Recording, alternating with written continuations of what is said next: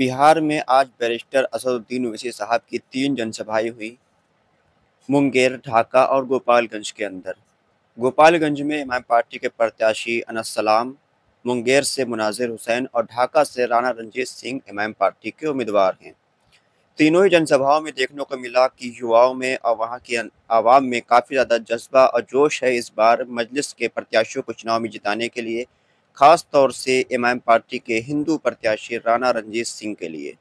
राणा रंजीत सिंह किसी पर परिचय के मोहताज नहीं है। जब से वो एआईएमआईएम पार्टी में आए हैं, तब से लेकर आज तक उनको पूरा देश का बच्चा-बच्चा जानने लगा है, पहचानने लगा है। ये सिर्फ़ इसलिए है कि वो मजलिस के प्लेटफ़ॉर्म पर है, मजलिस के प्रत्याशी हैं, मजलिस की पार्टी में शामिल होकर चुनाव लड़ रहे हैं। लोकसभा चुनाव जब राणा रंजीत सिंह लड़े थे, तो वो मात्र 11,000 वोट ही पा पाए थे। ये सिर्फ़ इसलिए हुआ था क्योंकि लोगों को लगता था कि राणा रंजीत सिंह बड़े राजनीतिक घराने से हैं। ये इमाम पार्टी में सिर्फ़ चुनाव लड़ने आए हैं, चुनाव के बाद इमाम पार्टी को छोड़ देंगे और चले जाएँगे, लोगों को ये लगता था। हालाँकि चुनाव हुआ, चुनाव के बाद राणा रंजीत सिंह इमाम पार्टी में बने रहे, इमाम को पूरे बिहार में मजबूत करने के लिए काम करते रहे। तो अब आवाम समझ चुकी है कि राणा रंजीत पाला बदलने वाला इंसान नहीं है।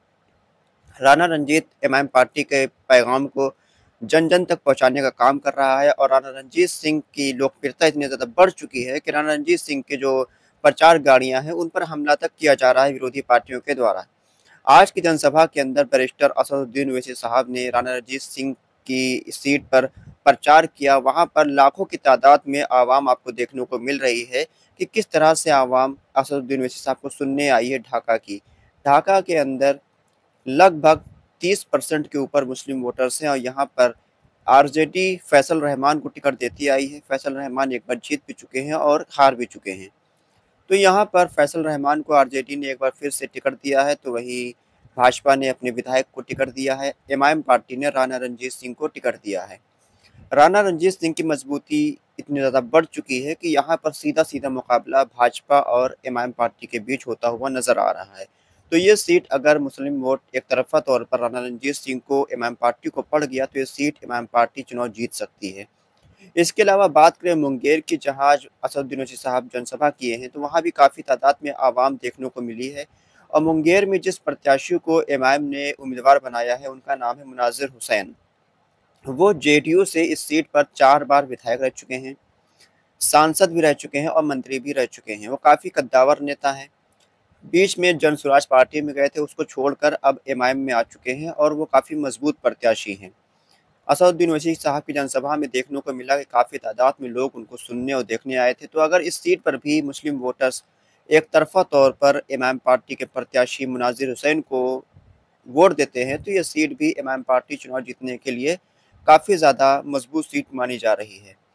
इसके बाद एक अहम सीट है गोपालगंज, जहाँ पर बैरिस्टर असदुद्दीन ओवैसी ने आज जनसभा करी है। काफ़ी तादाद में लोग उनको सुनने आए थे। गोपालगंज आपको याद होगा, यहाँ पर कुछ 2021 या 22 में यहाँ पर उपचुनाव हुआ था। तो यहाँ पर उपचुनाव में असलम मुखिया एक थे, उनको टिकट दिया था बैरिस्टर असदुद्दीन ओवैसी साहब ने।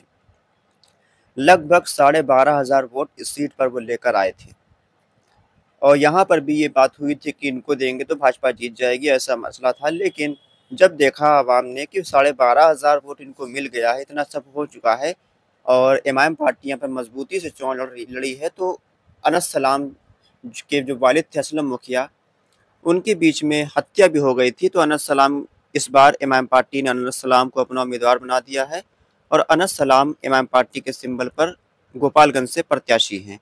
तो इस बार रुझान एक तरफ़ा लग रहा है और इमाम पार्टी के प्रत्याशी अनस सलाम को अगर यहाँ पर मुस्लिम वोटर्स एक तरफ़ा वोट कर देते हैं, तो ये सीट भी अनस सलाम जीत सकते हैं। तो ये बात तो रही आज के 3 विधानसभा सीट की, जहाँ पर इमाम पार्टी के अध्यक्ष असदुद्दीन ओवैसी ने जनसभाएं करी हैं। इसके अलावा कल 3 सीटों पर इमाम पार्टी जनसभा करने वाली, जो कि काफ़ी मजबूत सीटें हैं, जैसा कि पहली सीट है किशनगंज, दूसरी सीट है बहादुरगंज और तीसरी सीट है ठाकुरगंज। इन 3 सीटों पर बैरिस्टर असदुद्दीन ओवैसी साहब कल जनसभा करेंगे और पोठिया, किशनगंज असदुद्दीन ओवैसी साहब पहुँच भी चुके हैं। आपकी क्या राय है कि इमाम पार्टी बिहार में कितनी सीटें जीत सकती है? अपनी राय हमको ज़रूर बताइए। खुदा हाफिज़।